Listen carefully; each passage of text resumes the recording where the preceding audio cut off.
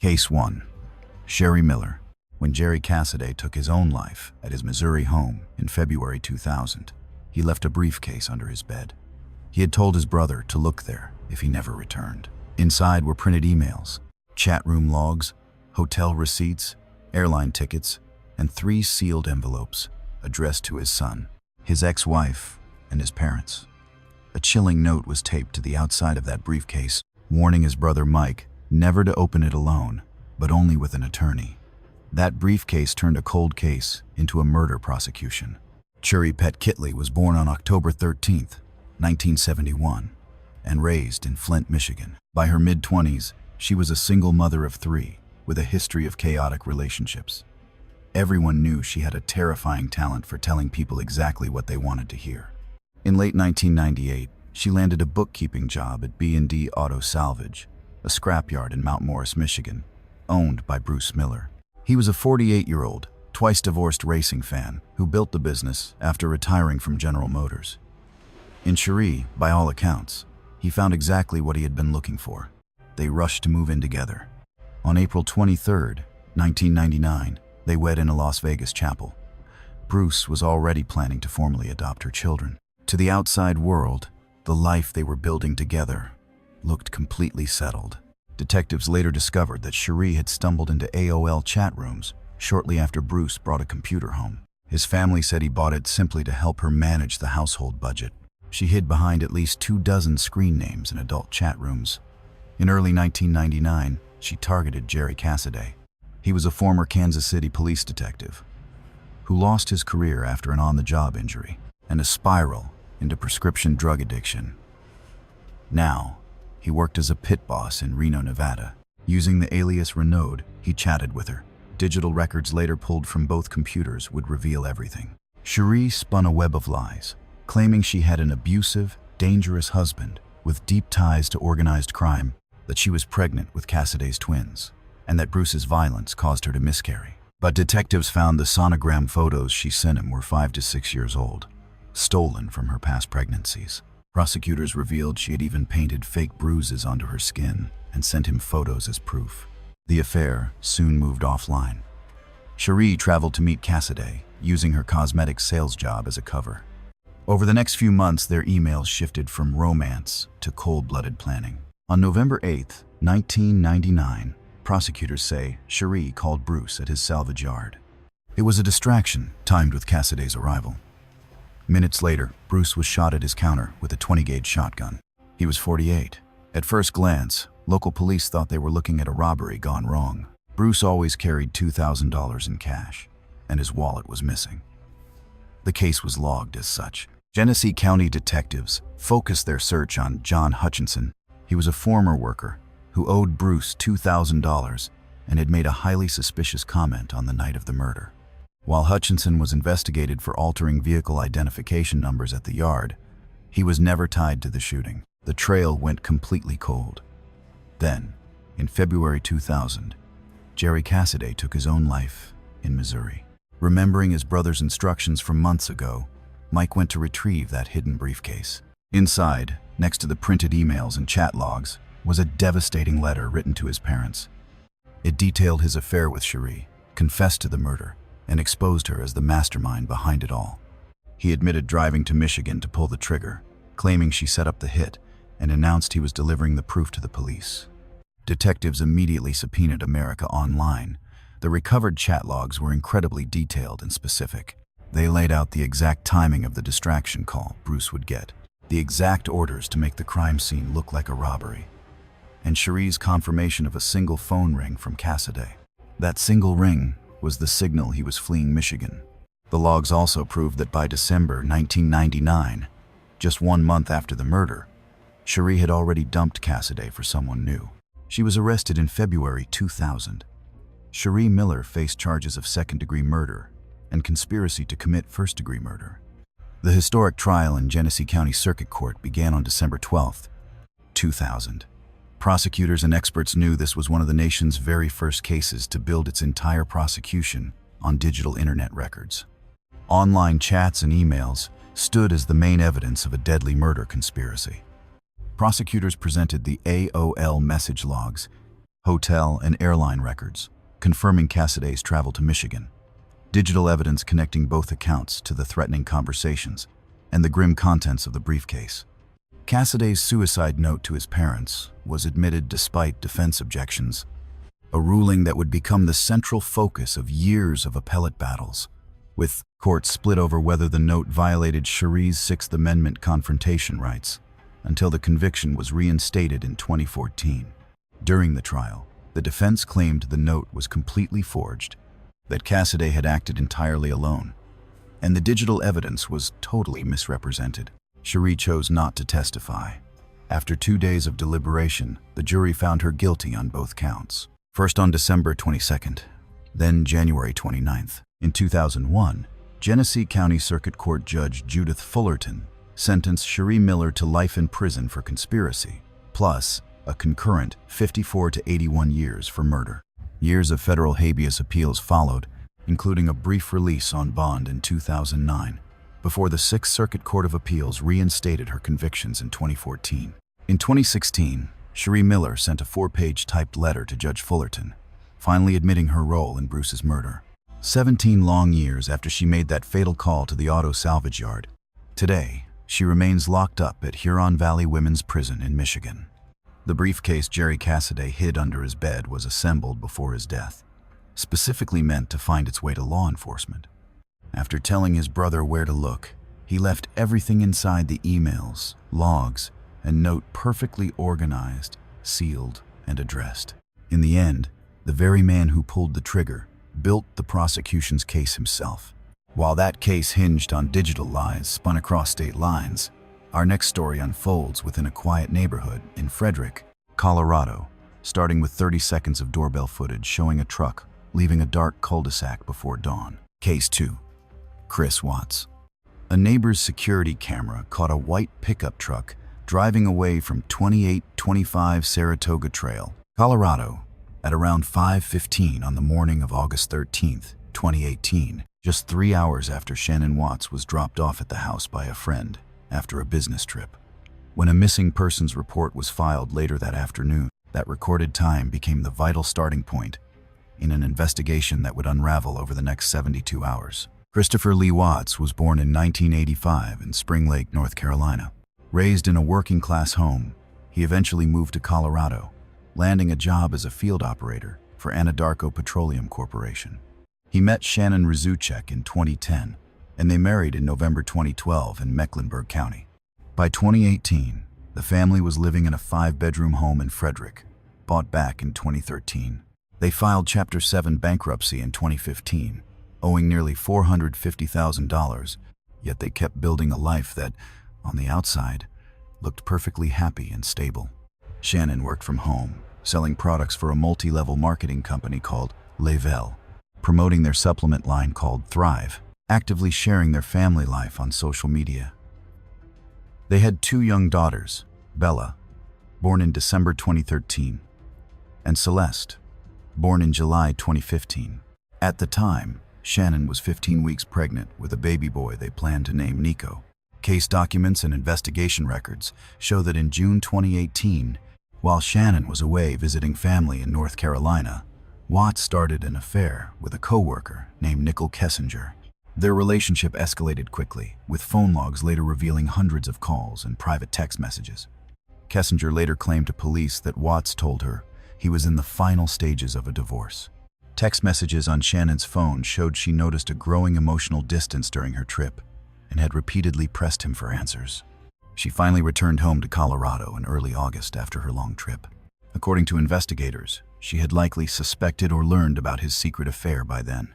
In the early morning hours of August 13th, Shannon returned home from her Arizona business trip at approximately 1:48 a.m., dropped off by her friend and colleague, Nicole Atkinson. Watts was waiting inside with their daughters. Investigators later concluded from his February 2019 prison interview that Watts strangled Shannon in their bedroom during a heated argument about their crumbling marriage and his secret affair. Bella, their daughter, walked into the room during or right after. Watts wrapped Shannon's body in a bedsheet and carried her out to his work truck. He loaded both of his young daughters into the back seat and drove 40 miles east to a remote Anadarko oil field in Weld County, a site where he worked. According to his confession, he then smothered both of his little girls. He buried Shannon in a shallow grave, then forced the bodies of Bella and Celeste, one by one, through the tiny 8-inch hatches on top of 2 separate crude oil tanks. Watts drove home and staged the house to look like Shannon had left willingly. He left her wedding ring on a counter, threw away a couple's therapy book, and then headed to work as if nothing happened. Later that day, her friend Atkinson grew worried after Shannon missed a doctor's appointment and called 911. The police responded to the call, and Watts returned home. Outside the house that afternoon, he stood before Denver news cameras, pretending to be desperate for his missing family's safe return. But investigators quickly noticed a chilling detail he kept referring to his family in the past tense. On August 15th, Watts agreed to a polygraph exam, which he failed miserably. As the interrogation continued, his nervous behavior and speech caught the attention of the lead investigator, Tammy Lee. By then, police had checked his phone records and proven his affair with Kessinger. Cornered, Watts spoke to his father. He told Ronnie, who had flown in from North Carolina, that he killed Shannon only after she choked the girls. But that story did not match. The physical evidence detectives were already uncovering out at the oil site. Watts was arrested on August 15th, just 2 days after the murders. The next day, August 16th, searchers recovered Shannon's body from the shallow grave and pulled the girls from the oil tanks. Prosecutors filed charges, including 3 counts of first-degree murder. They added 2 more counts for victims under 12 years of age. Along with charges for ending Shannon's pregnancy, he faced 3 counts of tampering with a deceased human body. Shannon's grieving family asked that the death penalty be taken off the table, and the district attorney agreed. On November 19, 2018, Watts pleaded guilty to every single charge. At his sentencing, the judge remarked that this was the most monstrous case he had seen in his entire career. He received 5 life sentences, including 3 consecutive terms without parole for the murders of Shannon, Bella, and Celeste. He was also handed 2 concurrent life sentences for violating a position of trust, plus 3 concurrent 12-year terms for the tampering charges. For safety, Watts was transferred to a maximum security prison in Wisconsin in December 2018, where he remains today with absolutely no chance of parole. In February 2019, he sat down for a 5-hour interview with CBI and FBI agents, finally confessing to everything that happened on August 13th. He detailed the exact order in which he murdered his family and the horrific way he disposed of their bodies. That confession is now public. The popular Netflix documentary, American Murder, released in September 2020, utilized raw home videos, police body cam footage, and private text messages. It carefully reconstructed the tragic case, capturing a massive audience of millions of viewers around the world within weeks. A neighbor's security camera, showing 30 seconds of a truck leaving a quiet street before dawn, had sparked the detectives' very first question. By the time they wrapped up, those few seconds became the opening scene of one of the most watched true crime documentaries in history. Our next case also centers on a home and a victim whose bond with her killer was far closer than anyone on the outside could have ever guessed. Case 3. Carla Hughes. In early December 2006, an attorney reached out to police on behalf of a client with crucial information about the murder of Avis Banks. What this witness revealed in the coming days completely redirected a homicide investigation that had been focused on a completely different suspect. The clue this client brought forward was not about an alibi, a crime scene, or another witness. It was about a gun, one that had been borrowed, fired, and then quietly returned. Carla Ann Hughes was born on June 12, 1981, and grew up in Greenville. She grew up in Mississippi, adopted as a baby by her Uncle Carl and Aunt Linda Hughes. From early on, she was seen as highly driven and socially polished. She shined in beauty pageants and equestrian events, earning recognition as a top honors student, and built an academic record that took her through a bachelor's degree at the University of Southern Mississippi, a master's degree in education from Belhaven College in Jackson, and doctoral coursework at Delta State University. By 2006, she was a 7th grade language arts teacher at Chastain Middle School in Jackson, Mississippi. It was a role that placed her in a trusted position, molding the minds of young students. She had a young son, born in 2004, and her colleagues deeply respected her. To the public, She was an accomplished, community-minded professional, completely dedicated to education. In August 2006, Hughes met a fellow teacher named Keon Pittman. During her trial in October 2009, Pittman testified that they started a physical relationship shortly after meeting. Coincidentally, the very same month he learned his girlfriend, Avis Banks, was pregnant. Banks, 27 years old, worked at a local daycare and had been with Pittman for around 2 years. The couple got engaged that fall, planning their wedding for February 2007. Pittman testified that he told Hughes over and over that he wouldn't leave Banks and fully planned to marry her. Yet court records show that Hughes was already calling Pittman her future husband when talking to her friends. Pittman also testified that Hughes was furious about the pregnancy and his refusal to call off the engagement. On the evening of November 29, 2006, Banks returned to the Ridgeland home she shared with Pittman on Old Square Court after her shift at the daycare. Investigators later found that someone had broken in through the back door. Pittman found Banks in the garage when he got home at around 8:40 p.m. Medical testimony at the trial revealed that Banks had been shot 4 times in the leg, buttock, chest, and head with a .38 caliber revolver, and then stabbed repeatedly in her face and neck. She was 5 months pregnant. Tragically, her unborn son did not survive. At first, detectives eyed Pittman as a suspect, a theory the defense would later try to use to their advantage, but phone logs and witnesses proved he was coaching basketball practice at Chastain Middle School during the exact time of the attack. Still, he had pleaded his Fifth Amendment right against self-incrimination during a preliminary hearing when asked about his whereabouts, a detail the defense fought over at trial. On December 1, 2006, detectives questioned Hughes at Chastain Middle School. She claimed that she and Pittman were just friends, and nothing more. But later that night, she went back to the police station and changed her story, admitting to their affair. When detectives asked if she owned or had access to a gun, she flatly denied it. The police believed her at first and kept chasing other leads, still unsure if the killer was a man or a woman. Then, 9 days after the murder, a lawyer contacted the police. Hughes's cousin, Patrick Nash, hired a lawyer and gave a statement confirming that on November 26, 2006, just 3 days before the murder, Hughes had asked to borrow a gun. She claimed she needed it for protection because of local break-ins. Nash lent her a loaded Rossi .38 caliber revolver with 5 rounds, along with a folding hunting knife. After her first police interview on December 1st, Hughes returned the weapon to Nash. It was completely empty. Every single round was accounted for. 4 were pulled from the victim's body, and 1 from the garage door. Ballistics testing proved that the borrowed revolver was indeed the murder weapon. Detectives also matched shoe print impressions left at the break-in point directly to a pair of shoes owned by Hughes. Furthermore, cell phone tower records placed her right near the victim's home at the exact time of the attack. Hughes was arrested on December 6, 2006, initially charged as an accessory after the fact. 2 days later, after police executed a search warrant at her home and analyzed all the physical evidence, the charges were upgraded to 2 counts of capital murder, 1 for Avis Banks and 1 for her unborn baby, under a Mississippi law that treats the murder of a pregnant woman as 2 separate homicides.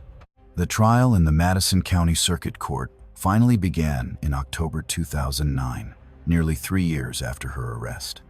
Prosecutors laid out the ballistics match, the shoe prints, and the cell phone data placing Hughes at the crime scene. Nash's testimony about the borrowed and returned gun, along with Pittman's story of their relationship and his refusal to leave Banks. Then, defense lawyers challenged the reliability of the cell phone data. They argued Pittman was still a suspect, painting him as a manipulator who used Hughes with no real intention of ending his own engagement. They pointed out that Pittman testified in front of the jury after previously invoking his Fifth Amendment rights, a move they argued deserved close scrutiny. The state fought back, arguing no physical evidence tied Pittman to the crime, and school staff had already fully backed up his alibi. Hughes chose not to testify. After 8 hours of deliberation, the jury returned guilty verdicts on both capital murder charges on October 13, 2009. The state pushed for the death penalty during the sentencing phase. Carl Hughes, her adoptive father and a local teacher, spoke directly to the court, begging them to spare his daughter's life. Friends, a pastor, and neighbors described her years of mentoring students and her deep involvement in local church and school events. The jury spared her life, and the judge sentenced Hughes to 2 concurrent life terms with no possibility of parole. A new trial motion was denied in August 2010. On June 21, 2012, the Mississippi Supreme Court upheld the conviction. Today, she remains locked up at the Central Mississippi Correctional Facility near Pearl. Her family still firmly maintains her innocence. An attorney's sudden phone call, revealing a client's story about a borrowed gun being returned completely empty, transformed a frozen investigation into a capital murder case in days. While the Hughes case took place during one calculated ambush inside a private home, this next tragedy unfolded right on a public street in Charlotte. And the very first person to name the killer was the victim herself, crying out to emergency dispatchers as darkness closed in around her. Case 4. Ray Kerr.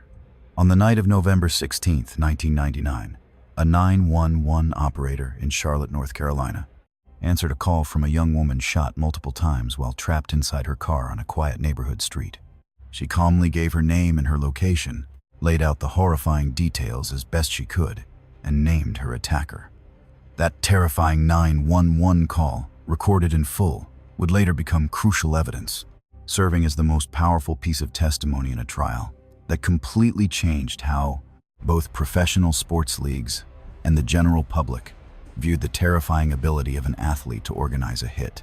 Ray Lamar Wiggins, better known as Ray Cut, was born on January 20th, 1974 in Sacramento, California, becoming a star wide receiver at Colorado. He earned first-team All-American honors in 1996, going 27th overall to the Carolina Panthers in the 1997 draft. He signed a 4-year, $3.7 million deal with a $1.3 million signing bonus, catching 44 passes for 545 yards and 4 touchdowns. That outstanding performance put him on the all-rookie team. On paper, his professional trajectory was a blueprint for success. But behind the scenes, Carruth's finances were a total mess. A lost paternity lawsuit in 1997 locked him into heavy monthly child support payments for a son from a previous relationship. Add in bad investments and a string of injuries, like a broken foot in 1998 and ankle issues in 1999, and team executives began worrying about his future. By the 1999 season, his roster spot was on thin ice. Right then, Carruth learned that Cherica Adams, a 24-year-old real estate agent he was dating in Charlotte, was pregnant. Court records proved that Carruth reached out to Van Brett Watkins, a local nightclub manager, to plot the murder of Adams. Police discovered that Carruth also coordinated the hit with at least 2 other accomplices, Michael Kennedy, who acted as the driver, and Stanley Abraham, the passenger inside the vehicle when the trigger was pulled. The motive, prosecutors argued, was pure greed. Specifically, Carruth was desperate to avoid the massive child support bills another baby would legally force him to pay, especially with his career and finances in freefall. Detectives later proved the deadly plan was worked out over several phone calls between Carruth and Watkins before the shooting. On the evening of November 16, 1999, Carruth and Adams went out to a movie in South Charlotte. They left in separate cars. Driving down a dark, 2-lane neighborhood road, Carruth suddenly braked, stopping directly in front of Adams and trapping her. Another vehicle suddenly pulled up alongside Adams's car. Watkins leaned out and fired 4 rounds from a .357 caliber revolver into her car, striking her in the chest, legs, and abdomen. Carruth sped away from the scene. Adams, 8 months pregnant, desperately reached for her phone and dialed 911.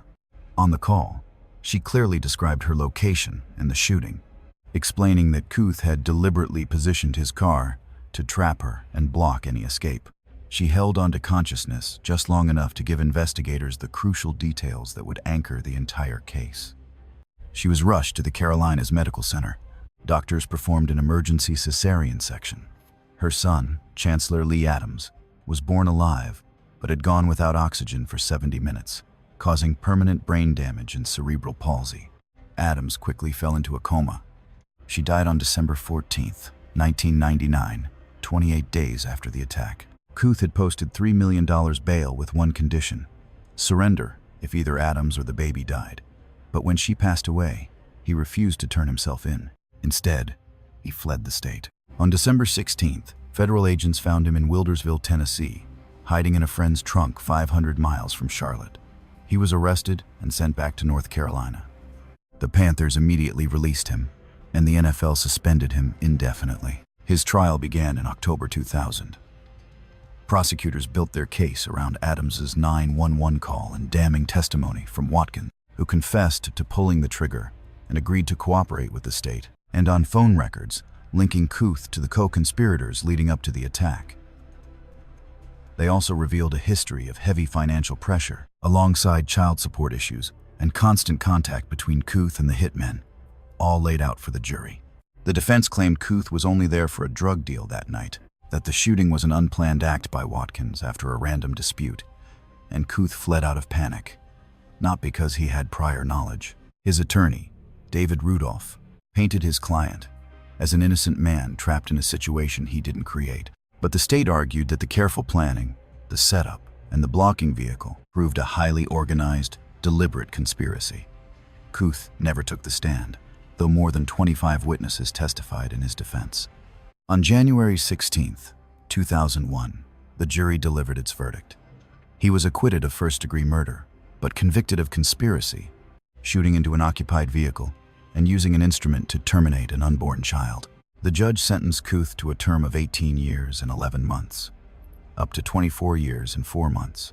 Watkins was handed a much harsher sentence, getting at least 40 years and 8 months. On October 22, 2018, Carruth was released from the Clinton facility after completing his minimum term. Placed under 9 months of supervision, he left without speaking to reporters. Meanwhile, his son, Chancellor, was raised entirely by his grandmother, Sandra Adams, in Charlotte, and was 18 years old, the exact day his father walked out of prison. The historic call, placed from a blocked car on a dark Charlotte road, captured a woman's voice, steady and clear, mapping out her final conscious moments, sealing the case from the very second she pressed dial. Now, if the Carruth case turned on a public conspiracy and a recorded call, our next case is entirely different. This mystery unfolds behind closed doors, spanning 2 different marriages and 2 seemingly normal households, revealing a dark pattern that investigators would eventually connect through toxic chemistry rather than testimony. In our 5th case, we look at Stacey Castor. A simple welfare check brought Onondaga County deputies to a bedroom door in suburban Syracuse. It was August 2005, and the tragedy inside was initially ruled a suicide. They found a man unresponsive on a vomit-stained bed. Nearby, a glass of bright green liquid sat on the nightstand. An antifreeze container was found on the floor. The coroner ruled the cause of death as self-administered ethylene glycol poisoning, and the case was closed. But what detectives didn't know at the time was that the man buried in a quiet rural cemetery days later would be laid to rest directly beside another man, someone who had passed away 5 years earlier under highly suspicious circumstances that demanded a second look. Stacey Daniels was born on July 24, 1967 in Clay, New York, and raised near Syracuse. Those close to her always described her as incredibly intelligent. She was charismatic and sharp, even telling her mother she wanted to go into law and become a paralegal. In 1990, she married Michael Wallace, and they welcomed 2 daughters, Ashley and Bree. In January 2000, 38-year-old Wallace died of what doctors ruled a sudden heart attack. Stacey quickly declined an autopsy, accepting the diagnosis. Wallace's sister had deep doubts, but her worries went unheeded. By 2001, a mutual friend introduced Stacey to David Castor, a local heating and air conditioning contractor. Before long, she began working in his office. They married in 2003, taking his name. To the outside world, the household seemed normal, settled, and completely functional. No one filed complaints, and there were no public signs of trouble. August 2005. Stacey Castor called the Onondaga County Sheriff's Office, claiming her husband had locked himself in their bedroom after a fight and had been missing for over a day. She said he was depressed. Deputies breached the door and found David Castor dead. The coroner ruled it suicide from a lethal dose of ethylene glycol antifreeze. But over the following weeks, detectives began finding strange clues that just did not match a suicide. They found a turkey baster nearby, It was covered in antifreeze, with David's DNA right on the tip. It made no sense for a man supposedly drinking poison voluntarily from a glass. Stacey's prints were on that glass. Plus, David was an avid hunter who kept a loaded gun right there. If he wanted to end his life, he had a much faster option in that room, and he left absolutely no note.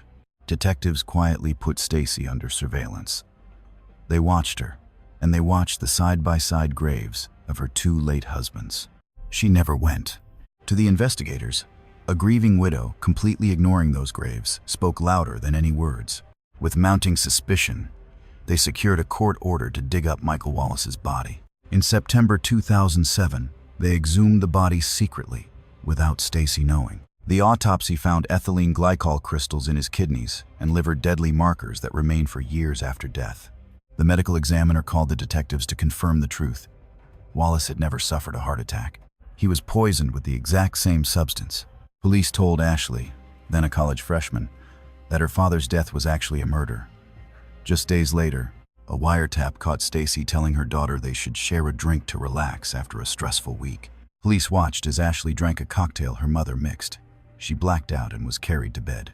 The very next day, it happened again. On September 15th, 2007, Bree Wallace found Ashley unresponsive in bed. A desperate 911 call brought emergency help. On her nightstand, detectives found a typewritten note.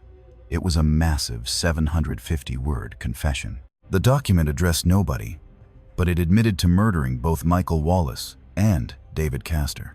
It was a rambling, unpunctuated mess. When Ashley finally woke up in the hospital and saw it, she insisted she had never written it and had absolutely no idea it even existed. She told investigators they needed to talk to her mother. Computer forensics proved the note was written and printed inside Stacey's house on a day Ashley was confirmed to be at school. The text had a unique spelling pattern. The word antifreeze appeared 4 times, spelled as anti-free, leaving off the final letter. In earlier police interviews, detectives had recorded Stacey saying the word the exact same way, anti-free. She later admitted to saying it that way, but claimed it was just an accidental slip. Prosecutors found 2 earlier drafts on the computer. Stacey was arrested the same day her daughter was hospitalized. Her trial in Onondaga County began in January 2009. The prosecution presented forensic analysis of the note and the computer drafts written right in the Castor home. They showed the turkey baster covered in antifreeze and David's DNA. They presented her fingerprints on the glass, the exhumation results showing poison in Wallace's body, and those chilling wiretaps of Stacey urging her daughter to drink.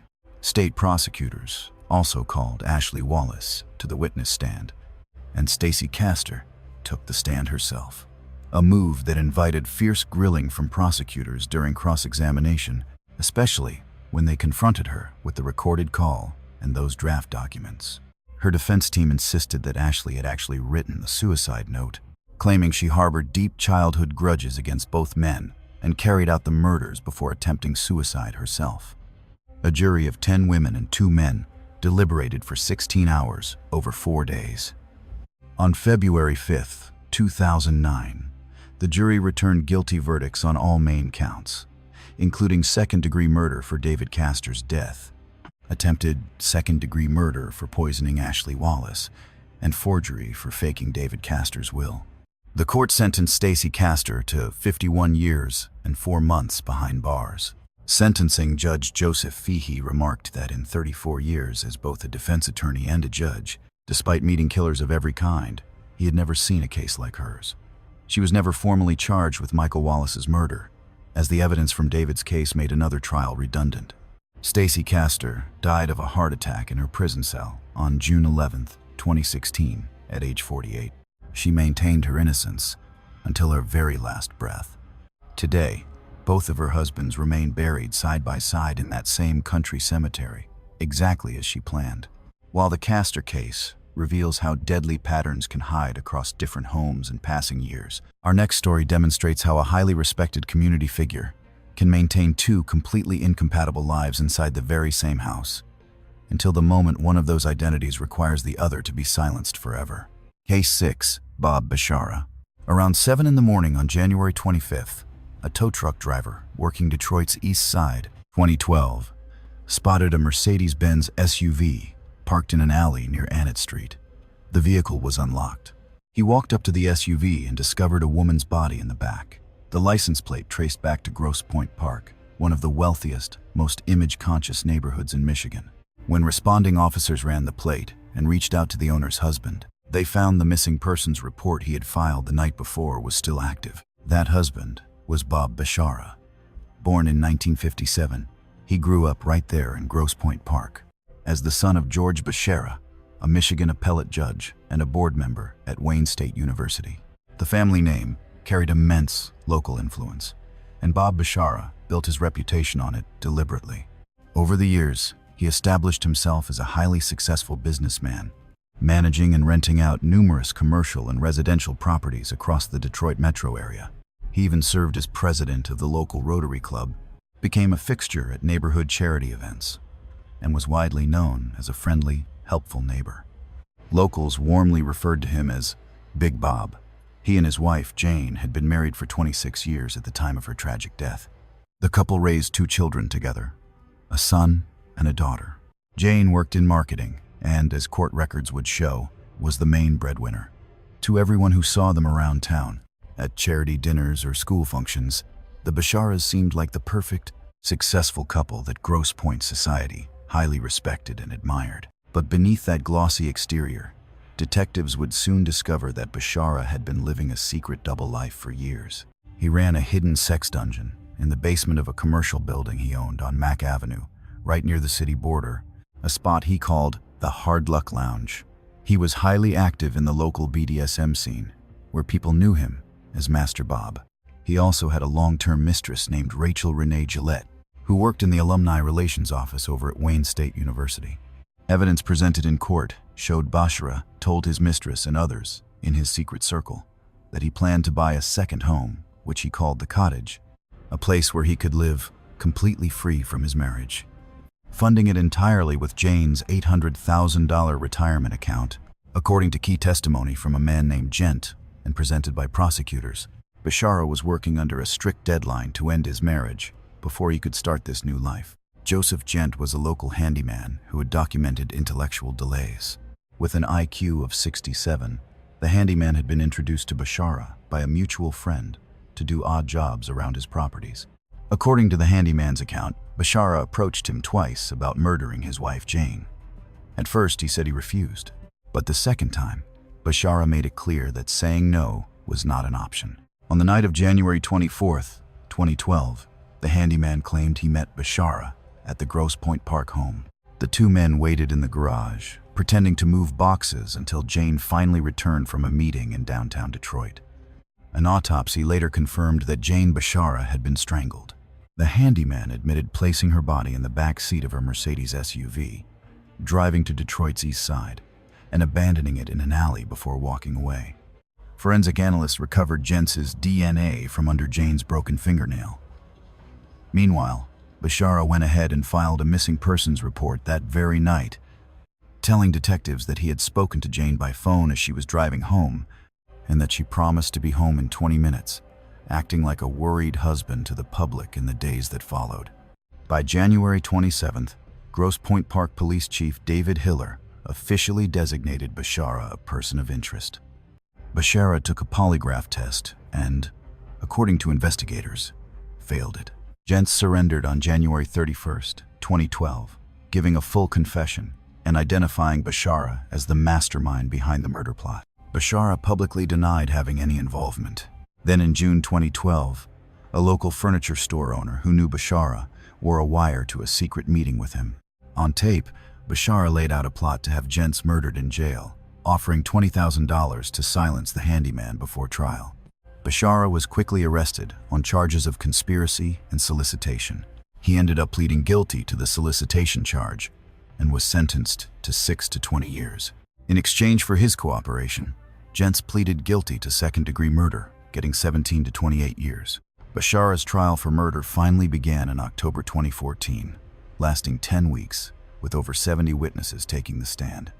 Prosecutors presented nearly 500 pieces of evidence, using testimony from other women to expose Bashara's secret double life and establish his motive. As part of his deal, Gents took the stand and walked the jury through the grim events of January 24th. The defense insisted Bashara's affairs had nothing to do with the murder, arguing that Gents was a highly unreliable witness because of his shifting stories and low mental capacity. On December 18, 2014, the jury convicted Bashara of first-degree murder. On January 15, 2015, Wayne County Circuit Judge Vonda Evans sentenced him to spend the rest of his life behind bars without parole. At the hearing, she told him he had lived a double life, one of light and one of darkness, and she had zero mercy for him.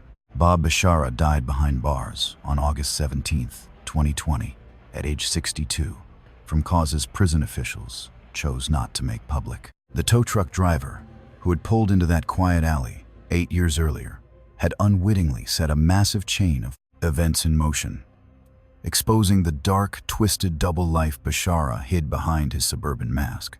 Next, you and I will explore a case that compresses this concept of a hidden motive into a single afternoon on a Colorado street where the trigger was the sudden discovery of a rival. Case 7. Shauna Nelson. People standing in the parking lot of the Colorado State Employees Credit Union in Greeley on the evening of January 23, 2007, watched a figure in a black trench coat and Grim Reaper mask approach a woman walking out the front doors. Even before the police were called, witnesses were already whispering a specific name. They knew the walk. They recognized the truck parked nearby. That mask couldn't hide the truth. Shauna Bunce was born in 1973 and raised in Greeley, Colorado. While her childhood was far more complicated than the people around her realized, she was raised by relatives and didn't find out until high school graduation that her supposed mother was actually her aunt. By all accounts from those close to her, this shocking revelation left a deep scar. In 1992, she started working as a 911 dispatcher for the Weld County Sheriff's Office, a job that put her right inside local law enforcement, bringing her into daily contact with deputies and detectives across the county. Eventually, she married a Weld County deputy named Ken Nelson, and the two had children together. To the outside world, she seemed deeply embedded in her community. She was a working mother with deep ties to local law enforcement, raising her family in the very county she had called home her entire life. Around 2004, Shauna Nelson started an affair with Ignacio Gauss, a Glee Police Department detective known as IG. Gauss was married to Heather Gauss.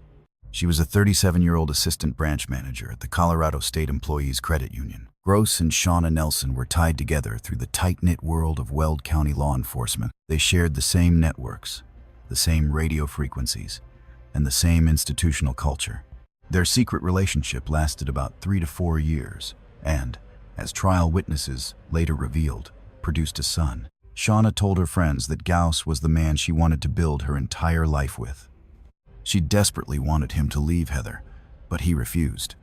In December 2006, Ignacio Gauss broke things off and refused to support their child. At trial, witnesses testified that in the weeks following the breakup, Nelson grew increasingly hostile toward Heather Gross.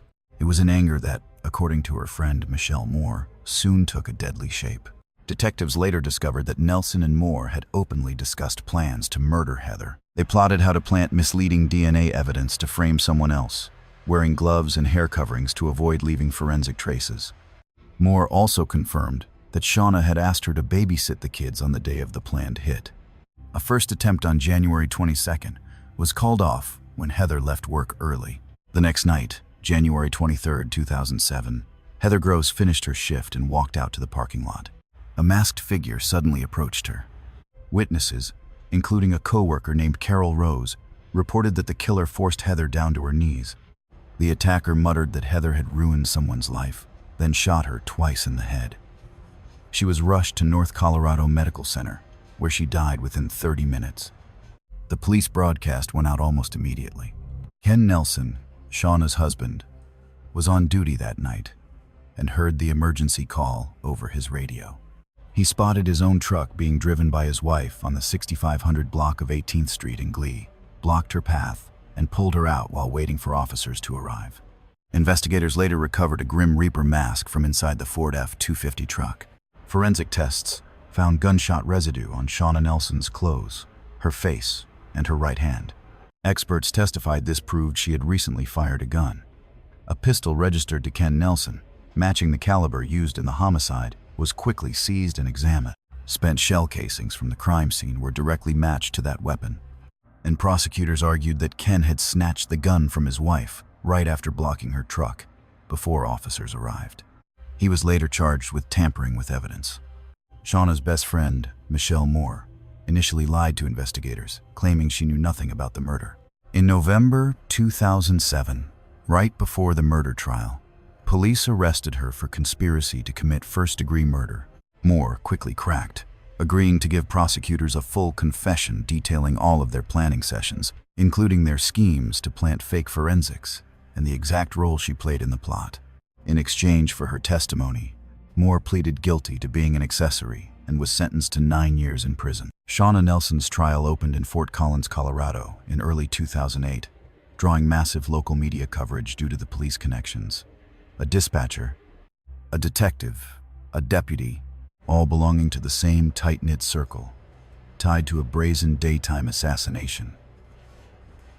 47 witnesses took the stand over more than 6 days.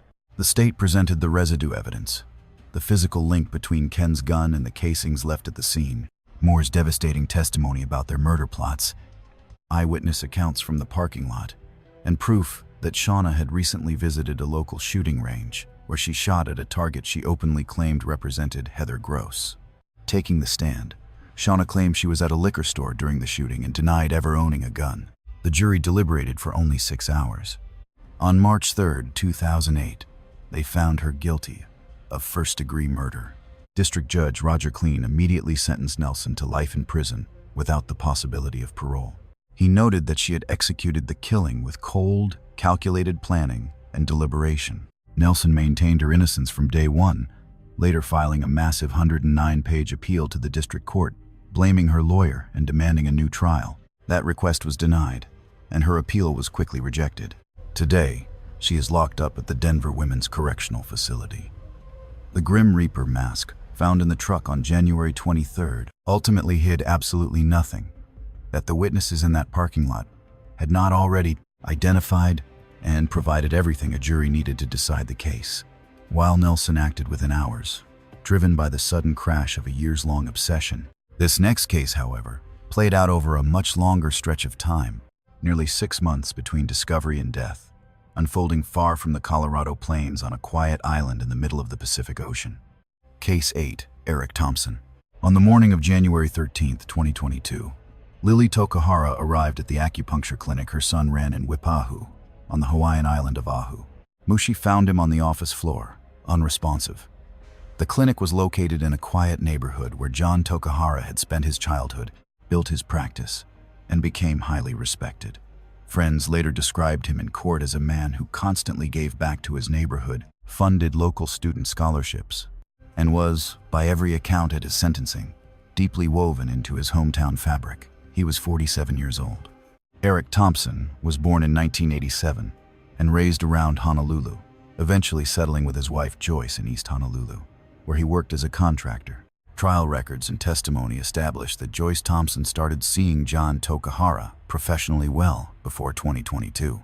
She had initially sought acupuncture therapy to help with fertility issues, but according to prosecutors, that professional bond soon turned romantic. The affair was later confirmed by testimony during both of Thompson's trials. Eric Thompson found out about the affair roughly 6 months before Tokahara died, a timeline prosecutors placed around mid-2021. According to various reports from the investigation shown in court, Thompson did not immediately confront his wife or demand a separation.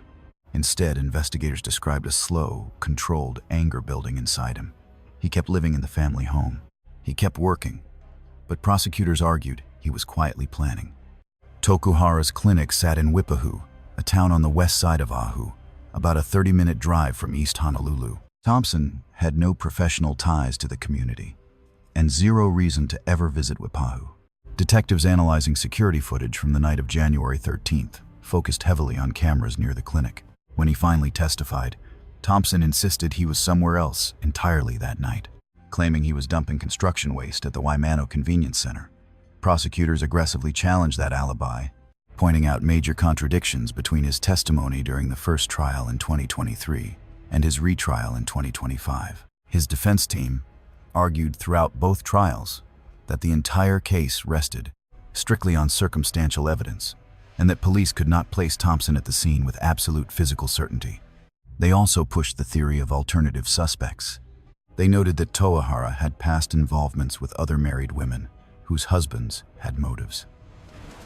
Meanwhile, the Honolulu Police Department led the investigation. The state argued that Thompson shot Toahara multiple times in the face at point-blank range inside the clinic. The autopsy officially confirmed both the cause and manner of death. Investigators combed through digital evidence, matching Thompson's call and text logs directly to their timeline. Security footage from surrounding streets was meticulously reviewed. That footage sparked heated debates during the retrial. The defense questioned the chain of custody and warned of cross-contamination, especially regarding an item a responding officer mishandled at the crime scene. However, the prosecution insisted these challenges did not change the central stack of evidence, pointing to Thompson as the sole suspect with a clear motive and the perfect, unaccounted-for window to strike. Thompson's first trial ended in 2023 with a deadlocked jury.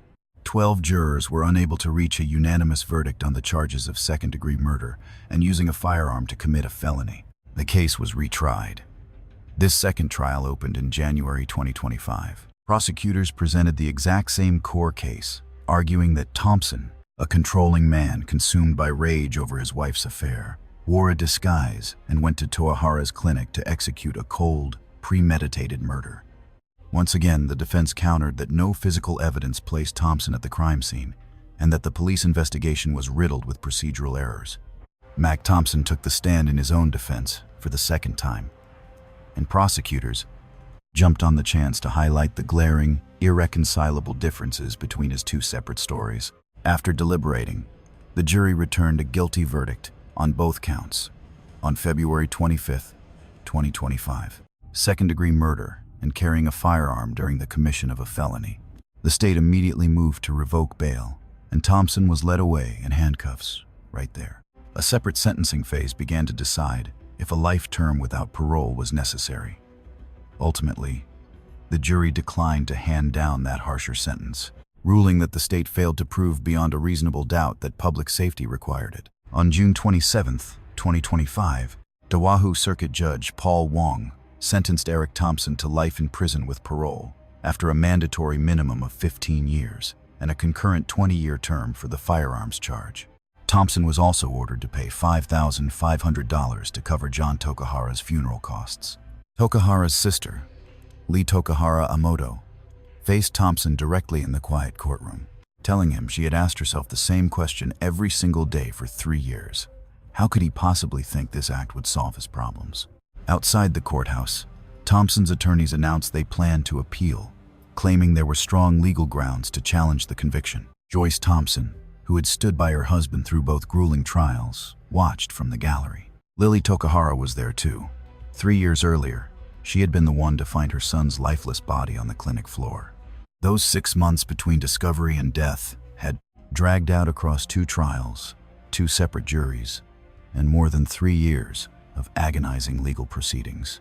While Thompson's case revolved around months of cold, calculated patience before a single targeted act of violence, this next story crosses international borders, culminating in a horrific discovery inside a suitcase on a luxury hotel floor in Bali. Case 9. Heather Mack. In the early hours of August 12th, a taxi driver parked outside the St. Regis Bali Resort in the Nusa Dua district, 2014, refused a fare from 2 young Americans carrying a massive suitcase. When they dumped the heavy bag in his trunk and fled back into the hotel, a security guard spotted blood leaking through the fabric of the suitcase and immediately called the police. What the officers uncovered inside that suitcase did not come from some random act of violence, but from a calculated conspiracy that text messages would prove had been in the works for several months. It was a plot fueled by a trust fund, a secret pregnancy, and a mother who was starting to fear her own daughter. Sheila Vanessa was born on June 10, 1952, in the Chicago area, and over her life she built a social identity tied to the city's rich cultural institutions.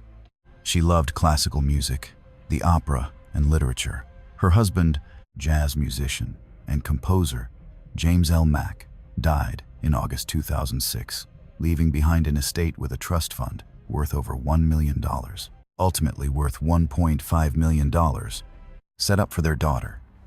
Sheila and Heather lived together in Chicago's wealthy Gold Coast neighborhood after James Mack's death, sharing a home that public records and police logs show had been the target of numerous domestic disturbance calls for nearly 10 years. These reports detailed constant, volatile clashes between the mother and daughter. By 2014, 18-year-old Heather Mack was dating a man named Tommy Schaefer, a 21-year-old from Illinois, whom Sheila absolutely despised. The young couple had even been arrested for secretly charging hotel rooms to Sheila's credit card. In response, Sheila sold their family home and forced her daughter to move into a new house. By the summer of 2014, Heather was pregnant with Schaefer's baby, news her mother refused to accept. Her lawyers later claimed Sheila planned the Bali trip specifically to handle the pregnancy in a controlled environment. Yet federal investigators recovered digital evidence showing that as early as February 2014, Schaefer was already discussing killing Sheila in texts to Heather. Their dark plans only grew more intense over the coming months. Sheila and Heather left Chicago on August 2nd, 2014, flying first class to Bali. From the airport, Heather sent Schaefer a quick text. His reply focused entirely on the massive payout they expected. They used coded language, with the simple phrase saying hi later serving as their signal for the murder itself. On August 5th, a terrified Sheila emailed a friend back in America, confessing she was deeply afraid of her daughter, and she was already starting to wonder if this entire trip had been a massive mistake. On August 10th, Heather used her mother's credit card to buy Schaefer a one-way business class ticket from Chicago to Bali, costing over $12,000. Hotel staff soon alerted Sheila that Schaefer had checked into a room on her account without her permission. Sheila confronted Heather. Security cameras caught the two of them arguing in the St. Regis lobby in the early hours of August 12th. Later that morning, over a period of about 40 minutes, Heather and Schaefer exchanged an escalating series of texts. Federal prosecutors later alleged that Heather slipped Schaefer into the hotel room while her mother was asleep. Armed with the heavy metal handle of a fruit bowl, Schaefer beat Sheila Mack to death. She was 62 years old. Mack and Schaefer then used hotel bedsheets and a suitcase to hide her body and the blood-soaked evidence. Security cameras tracked Heather as she grabbed a luggage trolley from the ground floor lobby.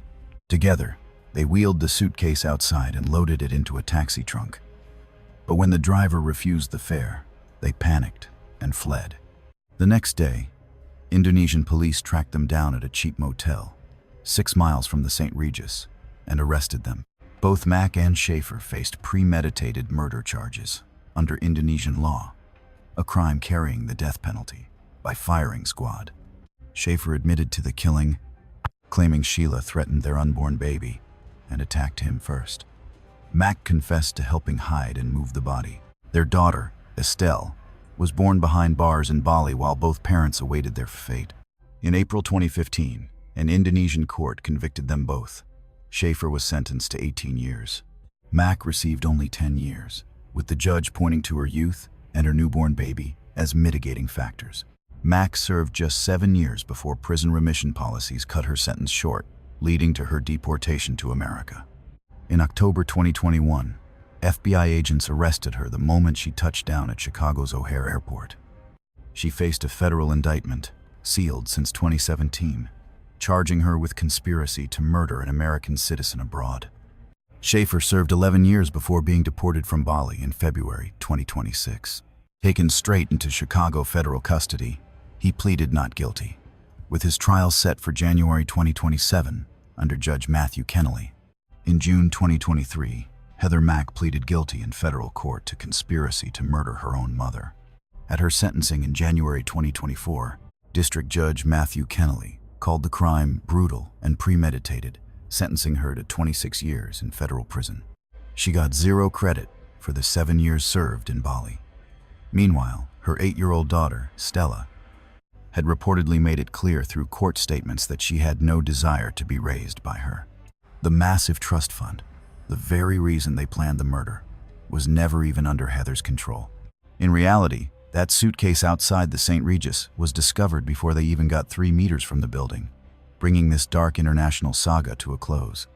The final case of this documentary never actually leaves the American heartland, unfolding instead across the rugged mountains of Colorado, deep inside a troubled marriage that had shattered long before a spouse disappeared. Case 10. Phil Spector. The driver had been waiting in the limo outside Pyrenees Castle for nearly an hour. Suddenly, a single gunshot echoed from inside, and his employer stepped out the back door, a smoking pistol in his hand. Born in the Bronx in 1939, Phil Spector revolutionized popular music by his early 20s with his legendary wall of sound. He stacked countless instrumental layers into massive, cathedral-like arrangements, producing a relentless string of hits through his Phillies Records label that defined the early 1960s. He worked with the Ronettes, the Righteous Brothers, and later produced legendary tracks for John Lennon, George Harrison, and the Ramones. He was inducted into the Rock and Roll Hall of Fame in 1989. To the industry, he was a genius. To the public, a reclusive, bizarre eccentric who had vanished from the spotlight by the 1990s, hiding away behind the gates of his 35-room Alhambra mansion, surrounded by a growing collection of guns and a terrifying reputation for violence that friends had documented for years. In the quiet hours of February 3, 2003, actress Lana Clarkson was working at the House of Blues in West Hollywood when Phil Spector walked through the door. 40-year-old Lana Clarkson, she was a working actress, landing roles in Scarface and Fast Times at Ridgemont High, along with several Roger Corman fantasy films that won her a devoted cult following. By early 2003, she took a job hosting at a club to pay the bills while still chasing her own creative dreams. Security camera footage later shown in court captured the two of them leaving the House of Blues together. Spector's private limousine drove them back to his massive Alhambra mansion, known as the Pyrenees Castle. His driver, Adriano Duza, waited outside in the car. Roughly 1 hour after they arrived, Duza heard a sudden gunshot. Spector then walked out from the back of the house. Terrified, Duza quickly dialed 911. When police arrived, they found Clarkson's body slumped in a chair right in the mansion's front hallway. She had been shot once through the roof of her mouth. A Colt Cobra .38 caliber revolver lay near her feet. The medical examiner studied the downward path of the bullet and officially ruled the actress's death a homicide. Detectives knew that a self-inflicted shot would almost always travel straight in or at an upward angle. The Los Angeles County Sheriff's Department quickly took charge of the active homicide investigation within a few hours. But the crime scene showed a major contradiction. To claim suicide, the defense had to explain a downward bullet wound and why the gun was on the floor instead of in her hand. Detailed forensic testing of the blood spatter at the scene was later shown in court, proving the shot could not have been self-inflicted. Detectives then started looking into Spector's dark history with guns. Old court records showed 2 gun-related convictions, dating back to the 1970s. Over the next few months, a terrifying pattern began to emerge. During the investigation, 5 different women came forward to describe terrifying incidents where Spector had threatened them with guns in homes, cars, and offices. One woman remembered him pulling a gun and telling her she was trapped. Another recalled being held at gunpoint inside his mansion on several different occasions. The real turning point for prosecutors came once the medical examiner's autopsy report was finalized. The angle of the bullet and the lack of gunpowder residue on her hands completely disproved the suicide defense. In November 2003, 9 months after the shooting, Spector was officially charged with second-degree murder. Famous defense attorney Robert Shapiro represented him at his arraignment, securing his release on $1 million bail. But the actual trial was delayed for 4 years, as Spector hired and fired defense teams.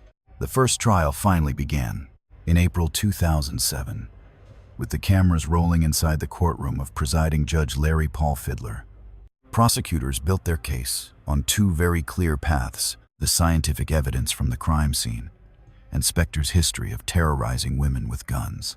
Those 5 women took the stand, detailing their own terrifying encounters.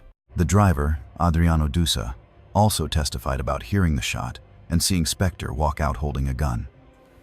But the defense team argued she took her own life, claiming she was severely depressed about her fading acting career and difficult personal life. The trial took a shocking turn when famed defense expert Henry Lee was accused of hiding physical evidence from the mansion. This accusation completely rattled the entire courtroom. After 15 agonizing days of debating the verdict, the jury was completely deadlocked. With 10 voting guilty and 2 saying not guilty, Judge Fiddler declared a mistrial in September 2007. The retrial began in October 2008. This time, after 30 hours of deliberation, they found him guilty on April 13, 2009. On May 29, 2009, Judge Fiddler sentenced Spector to 19 years to life behind bars, pointing to his dangerous history of gun violence as the main reason to deny him any bail. Emil Spector entered prison at 69. His appeals dragged on through 2012 and 2015, but were eventually rejected. In 2011, a California appeals court firmly shut down his effort to overturn the guilty verdict, stating that the testimony of those 5 women proved the actress's death was no accident or suicide. Spector ultimately died in a prison hospital on January 16th. He passed in 2021 from COVID complications at 81, still maintaining his innocence. The driver who made the 911 call outside Pyrenees Castle that February morning had only been waiting, just as he was supposed to. A single sound shattered his routine. Wait, a gunshot from inside the locked mansion. That was the moment this case truly began. Everything that followed, across 2 trials spanning over 6 years, traced directly back to that one sound in the dark. 10 cases. 10 moments where routine observation, or an anomaly in a record, a sound through a wall, a delayed phone call, or a number that did not add up, pulled investigators into something far larger than they first understood. The evidence was always there. It simply took someone willing to follow the trail.